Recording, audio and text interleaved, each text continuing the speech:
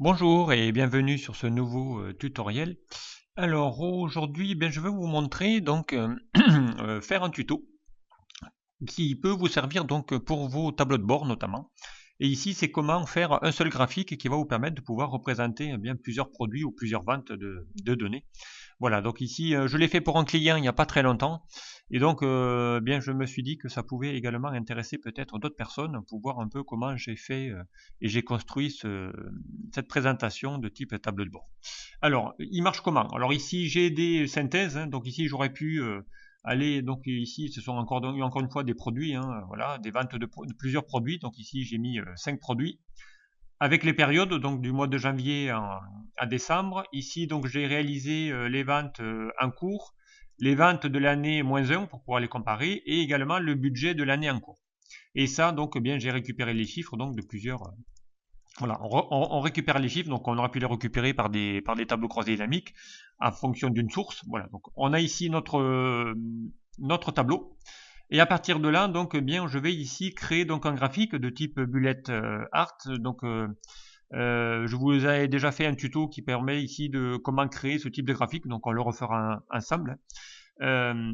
Et donc ici, ça va vous pouvoir ici comparer donc le réalisé, les ventes donc en cours, hein, avec ici la petite barre noire, mon budget en rouge et donc les ventes de l'année passée. Comme ça permet de pouvoir comparer ici les trois données en même temps. Voilà, beaucoup plus visuel. Et ici, donc, je me suis créé une liste déroulante qui va ici permettre, avec le même graphique, présenter ici les données des autres produits. Donc voilà, ici, hein, je vais aller cliquer ici, sélectionner le produit que je veux représenter, donc, et automatiquement, votre graphique va ici s'actualiser puisqu'il va aller chercher les données correspondant. Donc ici j'ai choisi le produit D, donc il va aller chercher les données qui se trouvent ici dans les produits. Voilà, donc comment réaliser ce type de mini tableau de bord, puisque ça après on pourrait évidemment le multiplier par autant de sources que vous avez. Alors pour ça, on va le faire ensemble, hein, vous allez voir, hein, ça va être assez simple. Donc on va aller récupérer les données, donc voilà, je ne vais pas les recopier, donc là on va aller faire ici un CTRL-C, CTRL-V, voilà, on va faire un CTRL-C. On va ouvrir ici une autre feuille vierge, un autre classeur, donc ici je vais faire un CTRL. Voilà, donc ici j'ai mis des valeurs aléatoires évidemment. Voilà, j'ai fait ici une valeur aléa entre bornes qui va ici me donner des données. Et à partir de là, donc je vais ici, donc ici ça sera évidemment mon tableau de bord, donc on va renommer la feuille, on va l'appeler ici tableau de bord, voilà, ou dashboard, voilà. Et à partir de là, donc ici, j'ai besoin de plusieurs choses. Notamment, donc je vais ici créer ma liste déroulante qui va me permettre ici de pouvoir y afficher ici les données. Donc pour l'instant ici j'ai besoin bien évidemment de reconstituer ma source. Donc ici on va le faire par exemple ici un peu plus bas. Voilà, on va ici récupérer janvier. On va récupérer ici les données. Donc on va faire janvier, février, mars, voilà, jusqu'à décembre. Voilà. Ici on a besoin des mêmes données qu'ici. Donc on va vendre ici, on va faire un CTRL-C et on va faire ici un coller avec valeur. Voilà. Donc ici, j'ai besoin ici de mes mois, j'ai besoin ici de mes trois données, et ensuite à l'intérieur, je vais y mettre les données correspondantes. Dans une première étape, donc on va créer ici une liste déroulante qui va ici y afficher mes produits. Donc produit A, produit B, produit C, et ainsi de suite. Donc pour ça, je vais aller donc ici créer ça dans une autre feuille. Voilà, ici, hein, vous avez l'habitude si vous suivez mes tutos. On va créer une liste. Donc ici, il y aura ici liste produit.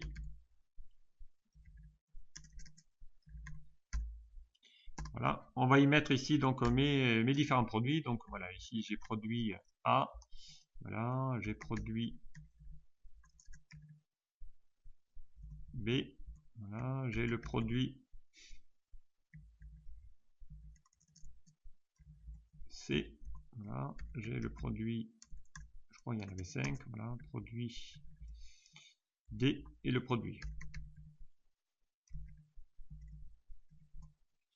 Voilà, donc ici hein, j'ai mes produits. Je vais ici donc me créer ici ma liste. Donc ici, hein, je vais ici créer me prendre ici mes infos. Je vais définir ici ce sera mes listes produits. Voilà. Et on va transformer ça sous format tableau que je mets à chaque fois. Donc ça va vous permettre de pouvoir ensuite, pourquoi pas, actualiser ici vos données. Voilà. On va vérifier que la liste a bien été créée. Donc pour aller vérifier qu'une zone nommée a bien été vérifiée, créée. Donc on va ici dans l'onglet formule. Ici, dans les noms définis, on va gestionnaire de noms. Et ici, j'ai bien ici mes listes produits qui apparaissent. Avec mon tableau que je n'ai pas renommé, que j'aurais pu évidemment ici renommer. Ici, mon tableau. Si je vais ici dans mes outils tableau, voilà, on va la mettre ici, tableau, produit, pourquoi pas. Voilà. Donc j'ai ma liste. Donc à partir de là, eh bien, je peux créer ma liste déroulante. Donc ici, je vais fusionner mes 3 cellules pour faire une grande liste déroulante. Voilà, on va même augmenter un peu la taille. Et ici, on va créer, donc pour créer une liste déroulante, l'onglet données. On va ici dans les outils de données, on va chercher ici l'outil validation de données. Voilà. Dans les validations de données, on va lui autoriser ici, non pas tout, mais une liste. Et ma source, eh bien, ça va être ici ma liste que j'ai créée. Donc ici, je vais faire F3 et je vais aller chercher ici ma liste de produits. Voilà. Et je fais OK. Donc là, maintenant, j'ai ici mes produits qui s'affichent. Donc ici, hein, voilà, quand j'écris dessus, hein, j'ai bien ici mes données. Alors, on va pouvoir ici personnaliser un peu tout ça. Voilà. On va y mettre une couleur de fond. Voilà, on va y mettre par exemple une couleur de fond. Voilà. Donc maintenant, ici, j'ai mon produit. Voilà, j'ai mon produit C, j'ai mon produit D, voilà, j'ai mon produit E. OK. Voilà, donc ici, c'est la première étape. On va essayer d'ici de mettre la mise en forme. Et ensuite, on va aller chercher ici nos données. Alors, pour aller chercher des données, donc il va falloir ici imbriquer plusieurs formules, notamment ici lui dire que dès que je sélectionne ici mon produit A, qu'il va chercher ici cette plage. Ensuite, si je sélectionne ici mon produit B, il va falloir lui dire qu'il aille chercher ici la plage qui va être dessous la B, et ainsi de suite. Donc il va falloir à chaque fois que je me décale de plage. Donc je vous avais fait là aussi un tuto il n'y a pas longtemps pour la fonction décalée.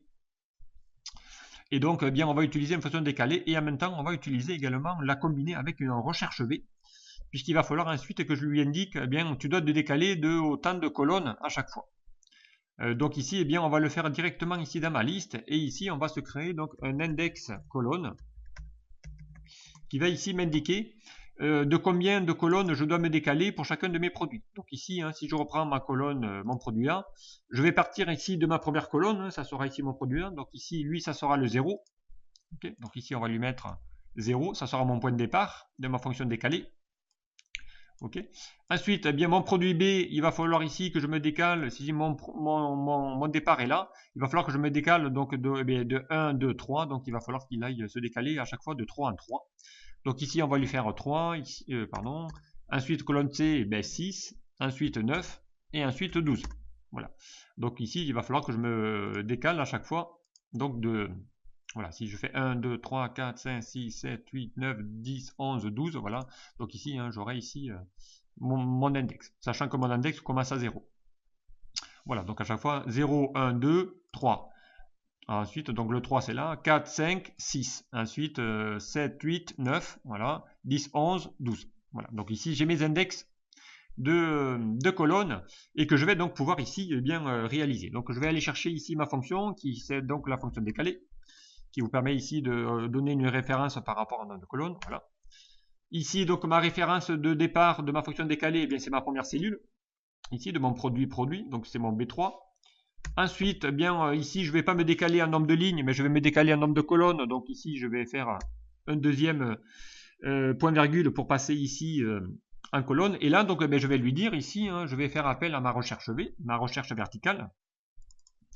Ensuite, il va vous demander la valeur cherchée, c'est où? Eh bien, ici, c'est ma liste déroulante que je vais figer, donc en faisant F4 pour mettre elle doit plus bouger, hein, puisque ça sera toujours ma cellule B18, voilà, qui va être ma liste déroulante. Et ensuite, donc, il va falloir lui dire dans quelle matrice. Ma matrice, c'est mon tableau. Donc ici, on va lui dire de y prendre tout le tableau. Voilà. Ensuite, donc, il va me dire ici, mon numéro d'index, c'est quoi dans mon tableau? Eh bien, mon numéro d'index, il va aller chercher les colonnes. Donc, c'est ma 1, 2. Donc, il doit aller chercher ici ma deuxième colonne pour aller chercher ici mes index. Et ensuite, évidemment, je vais lui dire ici, je veux la vraie correspondance. Donc, je ferme une parenthèse pour ma recherche V. Je ferme ici ma deuxième parenthèse pour ma fonction décalée et je valide. Donc ici, il va m'afficher quoi? Il va m'afficher 138,091. Pourquoi? Parce que je suis ici sur ma produit B. Il va bien chercher ici ma première valeur qui est bien 138,091. Donc on va mettre ça sous format monétaire. Voilà. On va faire un test avec ici, par exemple, si je vais aller chercher mon produit A. Donc mon produit A, il met bien 105,817, c'est bien ça. On va faire un test avec le produit E. il me met bien ici 217,023, donc j'ai bien ici ma correspondance. Donc ça va bien se décaler par rapport au nombre de colonnes. Donc ensuite, une fois que ça fait ça, donc j'ai bien figé les bonnes colonnes. Donc après, eh bien j'ai plus qu'à décaler. Et également vers le bas. Donc on va aller vérifier. Donc ici, hein, on va remettre ici un produit A pour vérifier si c'est la bonne colonne et les bonnes données. Donc ici, j'ai bien 195 pour le mois de janvier. J'ai bien ici 156, 534. J'ai bien 122, 291. Voilà. Et ainsi de suite pour les autres mois. On va faire par exemple la colonne D. Donc ici, en colonne D, j'ai bien 102, 686. J'ai bien 84, 448 et j'ai bien 140. Voilà. Donc ici, j'ai bien les données hein, qui s'affichent directement en fonction ici de mon tableau. Et à partir de là, eh bien, je vais créer mon graphique de type bullet graph qui va vous permettre ici de pouvoir comparer vos budgets par rapport à l'année -1 et par rapport ici aux ventes actuelles. Donc pour ça, eh bien, je sélectionne ici toutes mes données. Je vais ici dans insertion, je vais lui demander d'aller insérer un histogramme de type non pas ici, voilà, un histogramme empilé. Voilà, on va lui demander d'aller insérer un histogramme de type empilé. On va essayer ici de lui agrandir, voilà, le graphique. Ensuite, eh bien, il va falloir un petit peu retravailler tout ça. Donc on va sélectionner dans un premier temps ici les ventes 2015 et on va essayer d'élargir les colonnes. Donc pour ça, eh bien, on sélectionne ici la série, donc ici hein, c'est en orange. Donc je sélectionne ici ma série orange. Je fais un clic droit, je vais faire ici mettre en forme à la série des données. Et là donc eh bien, je vais ici voilà, diminuer les retraits. Donc on va mettre ici, on va mettre 100. Voilà, on va mettre même 70. Voilà, on va essayer voilà, d'augmenter un petit peu l'espacement. Ensuite, eh bien, on va faire l'inverse pour les ventes 2016. Donc, je vais ici maintenant sélectionner mes ventes 2016 pour aller, eux, les rétrécir. Donc, je vous rappelle, hein, donc, il va falloir essayer de créer un graphique de ce style-là, où ici, le gris représente bien mes ventes 2016. Donc, la barre est plus étroite que mon vente 2015 qui est en bleu. Et on mettra le budget en mettant ici des petits curseurs qui va vous dire ici si je dépasse ou pas mon budget. Beaucoup plus lisible dans les tableaux de bord. Donc pour ça, eh bien, il va falloir lui dire que ma série ici, vente 2016, il va falloir lui dire dans un premier temps de lui mettre un axe secondaire pour le dissocier des autres. Et à partir de là, eh bien, ici, on va mettre par exemple, on va essayer de mettre ici, là on va la réduire, donc on va lui mettre ici 250. Voilà, on va mettre même 300. Je pense que voilà, ça devrait être bon. Voilà, 300. Donc ici, ça vous met ici une petite barre directement. Donc après, il suffit de choisir les couleurs. Alors moi, je mets souvent des couleurs unies. Voilà, on va lui mettre plutôt une couleur plutôt voilà, noire. On va pas lui mettre de bordure, donc on va lui mettre aucune bordure. On va faire la même chose pour la partie donc ici budget donc en gris. Hein. Donc le budget qui est en gris, donc ici pareil, on va lui donner une autre couleur. Donc pareil, soit je fais un double clic, voilà. Je vais aller ici dans les outils de remplissage, on va lui mettre une couleur non plus noire. Alors attention parce que là du coup j'ai pas pris toutes les séries. Voilà, ici je les ai. Donc remplissage, voilà, on va lui dire ici, on va lui mettre plutôt une couleur, allez, pourquoi pas bleu. Voilà, bleu un peu plus clair peut-être. Peut-être pas autant. Voilà, on va lui mettre une couleur un peu plus bleue. Voilà, ici. On va pas lui mettre également de bordure, donc aucune bordure. Et ensuite, donc, il va falloir ici qu'on lui change également ici. Donc, ça c'est en... pardon, voilà, les ventes c'était... les ventes 2015 c'était en orange, je me suis trompé. Voilà, je sélectionne en orange, on va les mettre plutôt en bleu. Bon, on le fera après parce que du coup si on met les mêmes couleurs on va plus s'en rappeler. Alors voilà, donc je vais prendre mon budget, donc ici qui est en bleu, c'est pas grave, et lui je vais plus lui faire un histogramme mais je vais lui faire plutôt une courbe. Donc pour ça, eh bien on va aller ici cliquer sur mes voilà, on va cliquer sur tous les voilà, sur toutes les séries bleues. Je vais faire un clic droit, je vais lui dire ici d'aller modifier le type de série. Et ici, donc, ici, mon budget, il est en bleu. Hein, je vais lui dire ici de faire non plus un histogramme empilé, mais de lui faire ici une courbe avec marqueur. Voilà. On va cliquer ici avec marqueur. Et je fais OK. Et vous allez voir que là, dorénavant, ici, mon budget, maintenant, est une courbe. Et là, on va aller paramétrer tout ça. Donc, pour ça, j'ai ma sélection. Donc, je vais ici dans les propriétés, encore une fois. Voilà. Donc, on va ici aller chercher donc, les propriétés de chacun ici de mes objets. Hein. Voilà, ici on a les propriétés concernant ici ma courbe. Voilà. On va aller chercher donc ici, voilà, ici dans les options de série. Alors, hop, on va aller récupérer les infos. Voilà. On va aller chercher ici les marqueurs, voilà, dans les marques de type les options de marqueurs. Et ici, on va lui faire un prédéfini. On va pas lui mettre un petit cercle, mais on va lui définir ici de mettre un petit trait, voilà, vertical. Et on va surtout l'augmenter. Donc, on va essayer de faire en sorte à ce que ce trait soit aussi large que ma série des ventes 2015. Voilà. Voilà, à peu près, voilà, un peu moins, voilà. Et on va lui mettre également une couleur de remplissage. Donc ici, alors là, moi, évidemment, pour que ça se voie, c'est mon budget. Donc je vais lui mettre un rouge. On va lui mettre aucune bordure. Voilà, donc ici, j'ai mis ici mes marqueurs qui va m'indiquer le seuil de mon budget. Et ensuite, eh bien, je vais aller ici dans le trait et lui dire que dans le trait, je n'en veux aucun. Donc pour lui effacer toute la courbe de ma courbe. Donc du coup, eh bien, je lui fais aucun trait pour lui enlever le trait entre mes marqueurs. Voilà, donc et ainsi, eh bien, voilà, j'ai les infos. Voilà, donc après je peux revenir ici, lui dire, voilà, ici je voulais le mettre en bleu, donc on va le mettre en bleu. Voilà, voilà, donc ici, eh bien, j'ai également, ça y est, hein, j'ai mon graphique de type bullet graph. Donc ici, si je choisis mon produit A, donc bien ici, il va y avoir les marqueurs, voilà. Ici, on voit bien si on a dépassé ou pas le budget par rapport à l'année dernière. Donc ici, hein, c'est vraiment très très facile à lire ce type de document. Voilà, donc on va essayer ici de faire en sorte de pouvoir bien savoir si on dépasse ou pas les budgets. Voilà, pour chacun de mes produits, puisqu'ici je peux le faire maintenant sur mon produit. Alors on va essayer de rendre le graphique un peu plus dynamique. Donc ici, l'axe secondaire qu'on a créé pour basculer, donc on n'a plus besoin, on le sélectionne et on fait supr. Voilà. Ma légende, je vais la monter ailleurs. Donc ici, je vais aller dans les outils graphiques. Je vais lui dire ici éléments du graphique. Ma légende, je vais la mettre plutôt en haut. Voilà. Ça sera mieux. Ici, on va paramétrer, on va lui mettre, puisque c'est des milliers d'euros, on va lui changer ici l'échelle. Voilà, donc ici, on va lui dire, dans les unités d'affichage, de lui dire ici, alors on va agrandir un petit peu, voilà, de lui dire de le mettre en milliers. Voilà, comme ça, on aura au moins les milliers.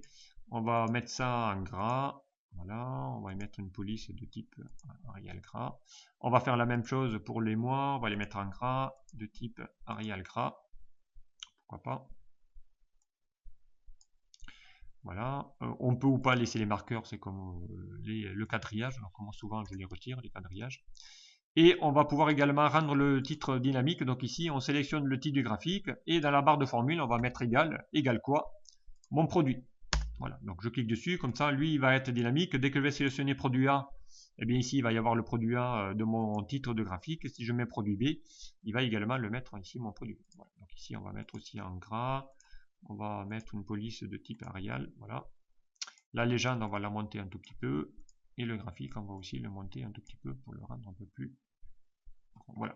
Et ça y est, donc maintenant, bien ça y est, vous avez ici un graphique qui est vraiment totalement dynamique en fonction ici d'un seul et même critère. Voilà, on va lui faire ici une petite... on va peut-être pas choisir une petite couleur. Voilà, soit on choisit ça. Alors, on va plutôt changer, on va plutôt mettre juste un contour. Contour, allez, violet, et un contour épais. Voilà, autour de mon graphique. Voilà. Et on va souvent, donc, dans l'onglet affichage, enlever le quadrillage pour n'avoir ici que ma feuille avec mes données. Voilà, donc à la rigueur, ça, les feuilles ici, on pourrait évidemment ici prendre ici mon tableau et faire un clic droit et masquer mes lignes. Comme ça, je n'ai ici que mon tableau de bord. Hein. Donc ici, on pourrait mettre ici d'aller sélectionner directement ici mes données. Voilà, ma liste est déroulante, sélectionner le produit. Et voilà, donc ici, j'ai un tableau de bord complètement dynamique qui va représenter ici vos données en fonction des données. Donc on va pouvoir ici bien faire réellement ce type de graphique via un tableau de bord. Voilà, donc ce tuto est maintenant terminé. J'espère qu'il vous aura plu. À très vite sur un prochain. Au revoir.